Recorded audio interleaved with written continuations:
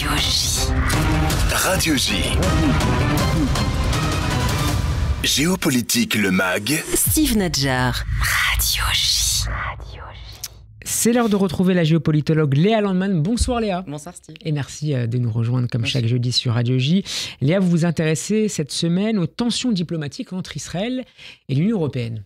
Oui, alors l'Union européenne menace Israël, enfin menace est un mot un peu fort, disons qu'elle hausse le ton.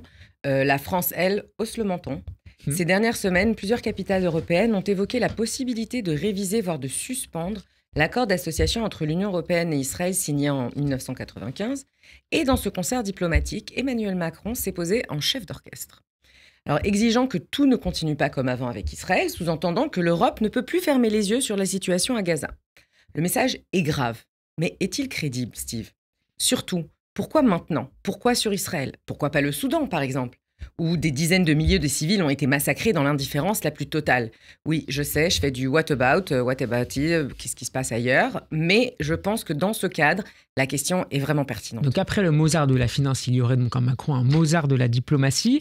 Alors revenons d'abord sur cet accord, sa pertinence, son importance et la capacité à remettre en cause cet accord qui noue les relations entre Israël et l'Union européenne. Oui, alors l'accord d'association en fait, entre l'Union européenne et Israël constitue le socle des relations commerciales, scientifiques et diplomatiques entre les deux entités.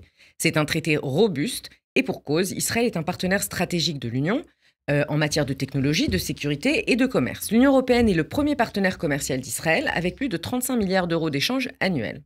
Suspendre ou annuler un tel accord exigerait l'unanimité des États membres et c'est là que le discours se heurte en fait à la réalité. Plusieurs pays... l'Allemagne, la Hongrie, la République tchèque, l'Autriche, la Pologne probablement s'y opposeraient fermement. Non par sympathie idéologique avec le gouvernement Netanyahou, mais parce qu'ils considèrent, ou peut-être la Hongrie si, mais parce qu'ils considèrent à juste titre que cette rupture serait contre-productive, voire dangereuse.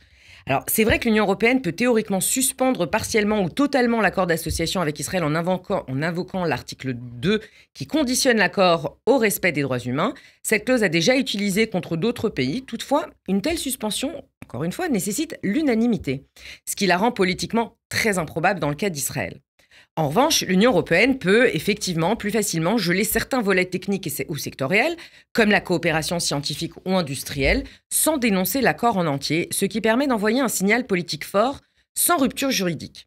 En d'autres termes, ce n'est pas faisable. Et si ce n'est pas faisable, chère Léa, pourquoi Emmanuel Macron s'est-il lancé dans cette bataille visiblement perdue d'avance ? Alors, justement parce qu'on sait que ça n'arrivera pas, menacer d'un acte impossible est le meilleur moyen d'envoyer un signal politique fort, sans en payer le prix diplomatique. Emmanuel Macron utilise l'accord d'association comme un levier rhétorique. Il se pose en figure moralisatrice, en conscience européenne, sans risquer de réellement compromettre les relations avec Israël. C'est une stratégie classique du pouvoir français, parler fort, frapper les pupitres, tout en s'assurant qu'aucune décision irréversible ne sera prise.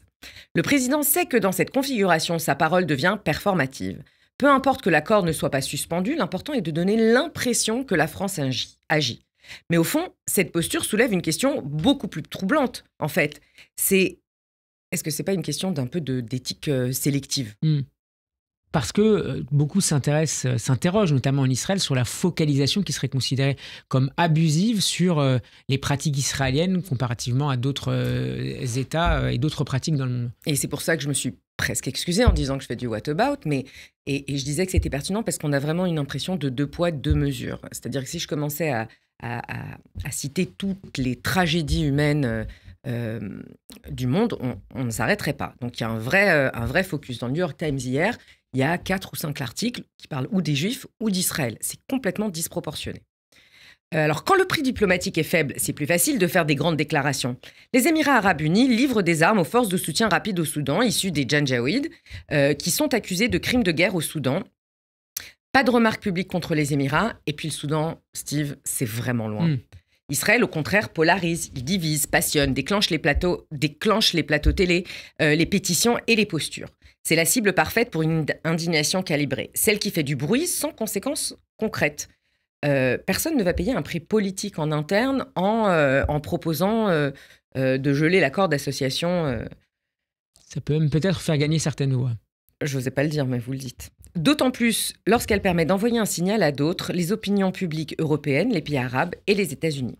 Alors vous allez me demander si Emmanuel Macron n'a pas le droit d'avoir une opinion sur ce qui se passe à Gaza. Et vous allez me répondre? Et je vais vous répondre que bien sûr, évidemment. Et la situation étant réellement suffisamment grave pour que les Américains même demandent à faire entrer l'aide humanitaire à Gaza. Donc je ne suis pas du tout en train de dire que Emmanuel Macron invente une situation qui n'existe pas. En revanche, les Américains n'oublient pas qui a la main mise sur l'aide humanitaire. Dans les discours européens, on pourrait presque oublier le Hamas, cette entité dont on n'a pas entendu parler tellement récemment quand on parle de la situation à Gaza. Et c'est ça le drame.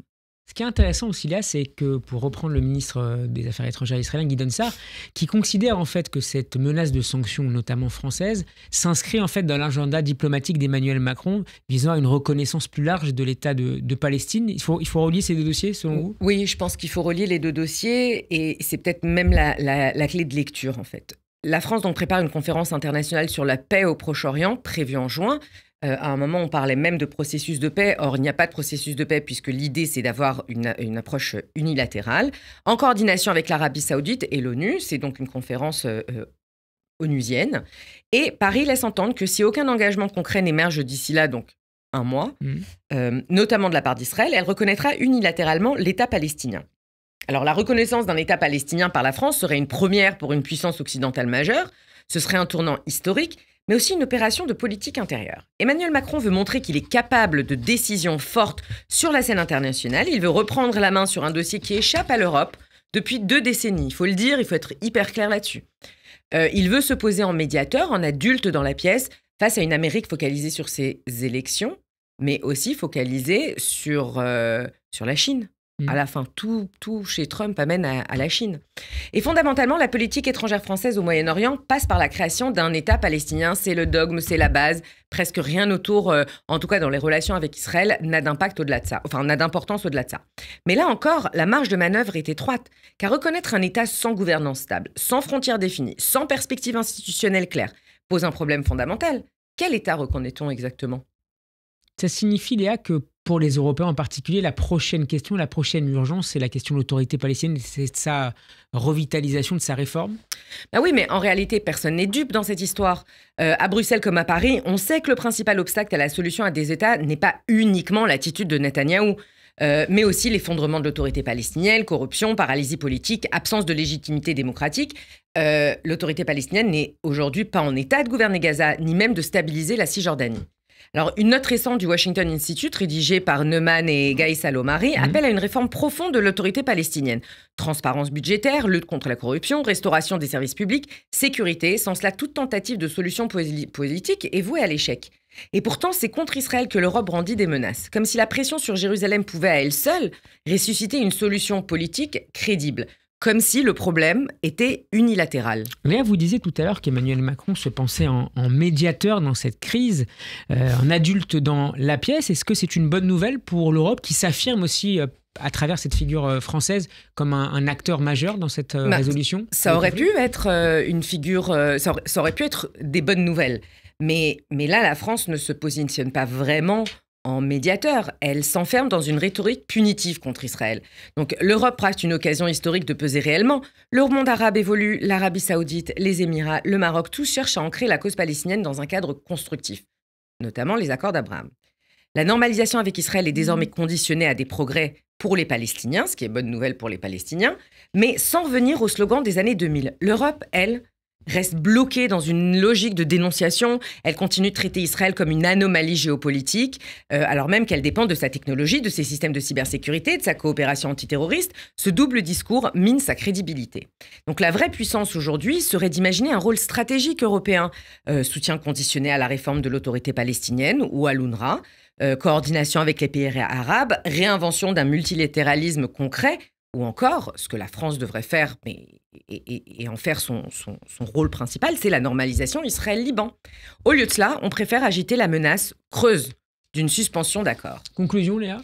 Alors, conclusion, Emmanuel Macron sait que la révision de l'accord d'association est irréaliste. Il le sait et pourtant il le brandit. C'est justement ce qui rend sa déclaration grave. Elle révèle une volonté politique de rupture symbolique, pas juridique mais narrative. Et on sait très bien aujourd'hui que ce qui va compter, c'est le narratif. Ce n'est pas l'annulation de l'accord qui compte, c'est le signal envoyé. La France change de ton. Elle n'est plus le partenaire historique d'un Israël isolé, mais le porte-parole, la porte-voix d'une Europe fatiguée de l'impunité perçue. Mais à force de transformer la diplomatie en théâtre moral et moralisateur, on oublie la vraie tâche. Reconstruire, réformer, réparer. Ce n'est pas à Jérusalem que la solution se décrétera, mais à Ramallah, à Riyad, à Washington et à Bruxelles, à condition de vouloir vraiment faire de la politique et pas simplement du bruit. Et je rappellerai le titre hier de l'éditorial du Monde, Israël sortir de l'impunité du gouvernement israélien. C'est bien de cela et uniquement de cela dont il s'agit. Merci en tout cas pour ces acteurs médiatiques ou diplomatiques. Merci beaucoup Léa Landman d'avoir été avec nous la semaine prochaine. À la semaine prochaine.